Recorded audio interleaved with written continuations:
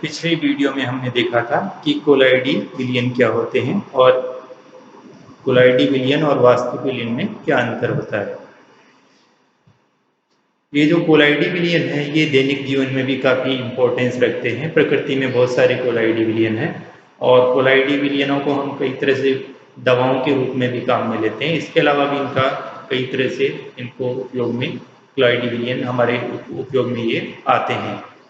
तो आज हम देख रहे हैं कि कोलाइडी विलयनों को कैसे वर्गीकृत करते हैं, क्लासिफिकेशन ऑफ कोलाइड्स। तो सबसे पहले हम कोलाइड्स को उनके जो अवयव हैं उनकी फिजिकल प्रकृति, उनकी फिजिकल नेचर के आधार पे, फिजिकल स्टेट के आधार पे हम उनको वर्गीकृत करेंगे। तो इस तरह से हम कोलाइड्स को 8 कैटेगरी में डिवाइड कर सकते हैं। देखिए हम यहाँ डिस्पर्स्ड फेज ले रहे हैं। हमने पिछले वीडियो में देखा था कि जो कोलाइड्स हैं और उनके जो अवयव हैं वो डिस्पर्स्ड फेज और डिस्पर्सन मीडियम है। तो डिस्पर्स्ड फेज और डिस्पर्सन मीडियम, परिक्षिप्त प्रावस्था और परिक्षेपण माध्यम, इनकी फिजिकल स्टेट, जैसे फर्स्ट कैटेगरी में हम जो देख रहे हैं डिस्पर्स्ड फेज जो है वो गैस है और डिस्पर्सन मीडियम लिक्विड है। फिर इसका कॉमन नेम क्या है और एग्जाम्पल। तो गैस अगर डिस्पर्स्ड फेज है और डिस्पर्सन मीडियम लिक्विड है तो उसको फोम बोला करते हैं। और जैसे एग्जाम्पल है साबुन के झाग, फॉर्म्स ऑफ सॉल्ट। अब दूसरी कैटेगरी में जैसे गैस डिस्पर्स्ड फेज है और डिस्पर्सन मीडियम सॉलिड है, उसको बोलते हैं सॉलिड फॉर्म। जैसे रबर है, स्टाइरिन फॉर्म है, क्यूबिक स्टोन है, ये इसके एग्जाम्पल है। तीसरी कैटेगरी देखिए लिक्विड डिस्पर्स्ड फेज हो और डिस्पर्सन मीडियम गैस हो तो उसको लिक्विड एरोसोल बोला करते हैं। लिक्विड एरोसोल कॉमन नेम है इसका। जैसे क्लाउड्स, बादल, फॉग, इंसेक्टिसाइड स्प्रे, ये इसके एग्जाम्पल्स हैं। अब चौथी कैटेगरी देखिए लिक्विड डिस्पर्स्ड फेज और डिस्पर्सन मीडियम भी लिक्विड हो, दोनों लिक्विड ही हो। तो जैसे इसको कॉमन नेम दिया हुआ है इमल्सन, पायस, पायस हिंदी में। Example milk, emulsified oil, hair cream आदि है। पांचवी कैटेगरी डिस्पर्स्ड फेज लिक्विड हो और डिस्पर्सन मीडियम सॉलिड हो, उनको हम जेल कहते हैं। जेल इसमें जैसे पनीर है, बटर है, बूट पॉलिश है, एग्जाम्पल्स हैं इसकी, जेल के एग्जाम्पल है ये। इसके बाद सिक्स कैटेगरी जिसके अंदर सॉलिड डिस्पर्स्ड फेज हो और डिस्पर्सन मीडियम गैस हो, उसको हम कहेंगे सॉलिड एरोसोल। एग्जाम्पल्स इसके जैसे स्मोक, डस्ट स्टॉर्म, धूल का तूफान। Seventh category solid dispersed phase और डिस्पर्सन मीडियम लिक्विड, उनको हम कहते हैं सॉल्स। जैसे गोल्ड सॉल, पेंट्स जो अपन घरों में काम में लेते हैं, पेंट, स्टार सॉल्यूशन, मार्स, ये जो नदियों के किनारे दलदल हो जाता है उसको भी, ये भी इसी कैटेगरी में है। उसके अंदर जो डिस्पर्स्ड फेज होता है वो सॉलिड यानी जो मिट्टी है और डिस्पर्सन मीडियम है वो लिक्विड पानी होता है। जो लास्ट कैटेगरी है उसमें डिस्पर्स्ड फेज सॉलिड और डिस्पर्सन मीडियम भी सॉलिड, दोनों सॉलिड ही हो, उनको बोलते हैं सॉलिड सॉल्ट। अलॉयज जैसे इसके एग्जाम्पल रूबी, पर्ल और अदर प्रीसियस स्टोन्स भी इसके एग्जाम्पल्स हैं। अब हम देखते हैं डिस्पर्सन मीडियम के आधार पे वर्गीकरण। डिस्पर्सन मीडियम, जैसे अगर डिस्पर्सन मीडियम यानी परिक्षेपण माध्यम वाटर हो तो उसको बोलेंगे उस वाले कोलाइडल सिस्टम, उस वाले कोलाइड को हम कहेंगे हाइड्रोसोल। अगर हमने पानी डिस्पर्सन मीडियम के रूप में लिया है तो उसको हाइड्रोसोल कहते हैं। और एल्कोहल अगर हमने काम में लिया है डिस्पर्सन मीडियम के रूप में तो एल्कोसोल कहते हैं। बेंजीन अगर डिस्पर्सन मीडियम है तो बेंजोसोल कह देते हैं। इसी प्रकार अगर एयर है तो एरोसोल कह देते हैं। तो ये हम डिस्पर्सन मीडियम है वो हमने कौन सा लिया है उसके आधार पे कोलाइड का नाम देते हैं।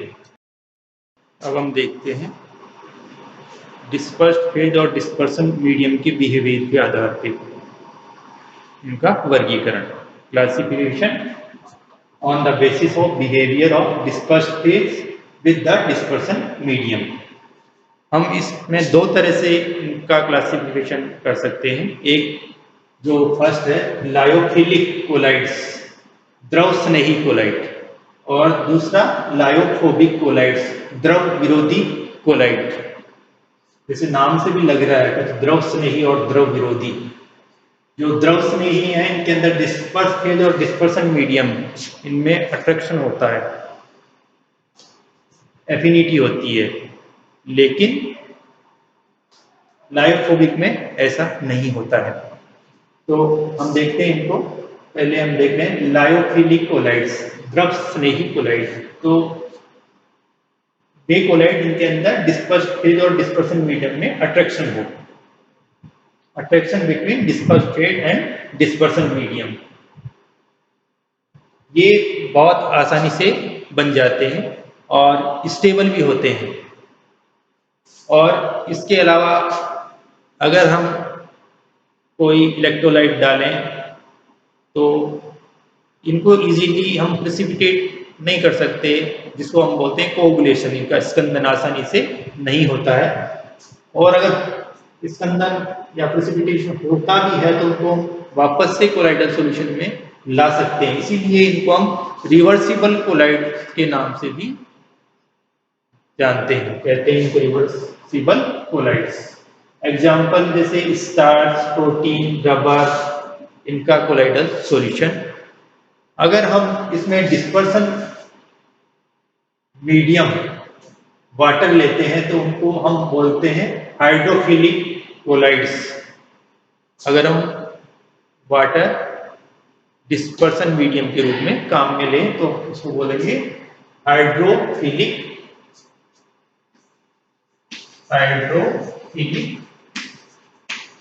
कोलाइड्स।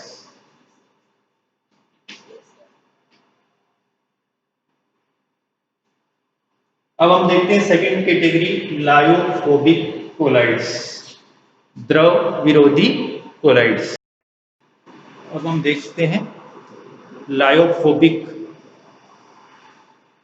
कोलाइड्स, द्रव विरोधी कोलाइड। इनके अंदर डिस्पर्स फेज और डिस्पर्सन मीडियम के बीच में एफिनिटी नहीं होती, जैसी द्रव स्नेही के अंदर होती है। लायोफिलिक के अंदर जैसी एफिनिटी होती है वैसी इनके अंदर नहीं होती। इसी कारण से इनको आसानी से नहीं बनाया जा सकता और विशेष टेक्निक्स इनको बनाने के लिए काम में ली जाती है। इसके अलावा इनको हम आसानी से प्रेसिपिटेट इनका प्रेसिपिटेशन कर सकते हैं, यानी इनका कोगुलेशन आसानी से हो जाता है। अगर हम कोई इलेक्ट्रोलाइट डालें थोड़ी मात्रा में भी डालने पर इनका कोगुलेशन हो जाता है। इसके अलावा ये इरिवर्सिबल है। इरिवर्सिबल का मतलब यहाँ क्या है, जैसे हमने देखा था कि लायोफिलिक रिवर्सिबल होते हैं, वो प्रेसिपिटेट बनने के बाद वापस से कोलाइडल सॉल्यूशन में आ जाते हैं, लेकिन इनमें ऐसा नहीं हो जाता होता। इनमें प्रेसिपिटेट बनने के बाद इनको वापस से कोलाइडल स्टेट में इनको प्राप्त नहीं किया जा सकता है, इसलिए इनको इरिवर्सिबल कोलाइड्स का नाम दिया हुआ है। एग्जाम्पल्स हैं इसके, जैसे फेरिक हाइड्रोक्साइड का सॉल्यूशन, आर्सेनिक सल्फाइड का सॉल्यूशन, गोल्ड का कोलाइडी विलियन, तो ये इनके एग्जाम्पल्स हैं। अगर इसमें भी अगर हम डिस्पर्सन मीडियम को पानी ले डिस्पर्सन मीडियम, तो इसको बोलेंगे हाइड्रोफोबिक कोलाइड्स, हाइड्रोफोबिक कोलाइड। जब हम डिस्पर्सन मीडियम के रूप में पानी लेते हैं तो उसको क्या बोलते हैं, हाइड्रोफोबिक कोलाइड। इस तरह के जो कोलाइड होते हैं, तो ये है लायोफिलिक एंड लायोफोबिक कोलाइड्स। अब हम देखेंगे पार्टिकल्स की नेचर के आधार पे वर्गीकरण, classification on the nature of particle nature. Multi molecular colloids, बृहद बहुअणु कोलाइड, मल्टी मोलिक्यूलर कोलाइड, बहुअणु कोलाइड। देखिए ये क्या होते हैं, in these colloidal particles are a group of atoms और मॉलिक्यूल्स। कोलाइडल पार्टिकल जो होते हैं वो ग्रुप ऑफ एटम्स और मॉलिक्यूल होते हैं।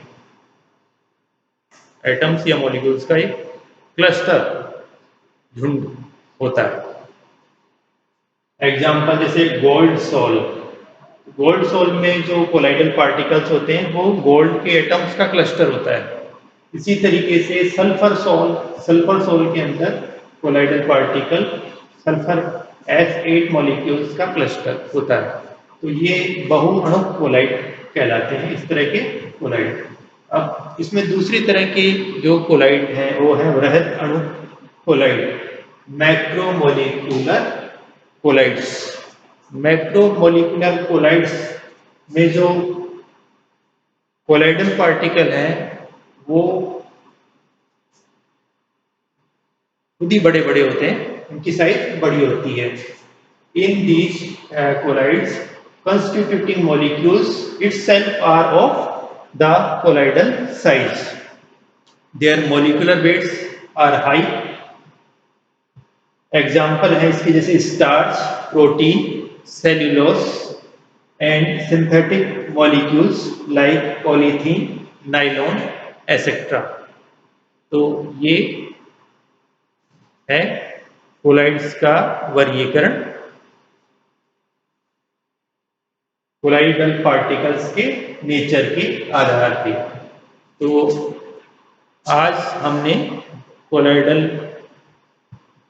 सॉल्यूशंस का वर्गीकरण देखा अलग अलग तरीके से कि इनको हम किस किस तरीके से इनका वर्गीकरण कर सकते हैं, क्लासिफिकेशन कर सकते हैं। तो आज के वीडियो में बस इतना ही।